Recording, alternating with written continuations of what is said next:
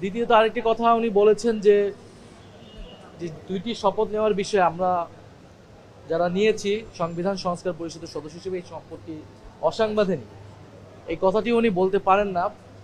এই কারণে পারেন না কারণ এই শপথ আমরা নিজ ইচ্ছায় নেইনি।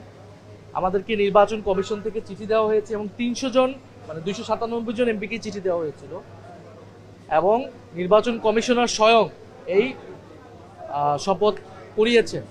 ফলে এই শপথটাকে যদি অসাংবিধানিক বলা হয় তাহলে নির্বাচন কমিশন এবং প্রধান নির্বাচন কমিশনারকেই সংবিধানের বিরুদ্ধে দাঁড় করিয়ে দেওয়া হচ্ছে। নির্বাচন কমিশনার কিন্তু একটি সাংবিধানিক প্রতিষ্ঠান, তার কার্যক্রম তার উদ্যোগকে আপনি অসাংবিধানিক বলছেন।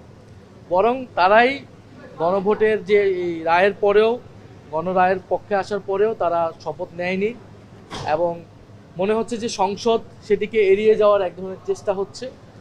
আমরা আজকে বক্তব্য পাইনি, কিন্তু আমরা ঈদের পরে তাদের সংসদে তাদের বক্তব্যটা আমরা শুনে আমরা আমাদের অবস্থান জানাবো যে তারা কি গণভোট মানে কি মানে না।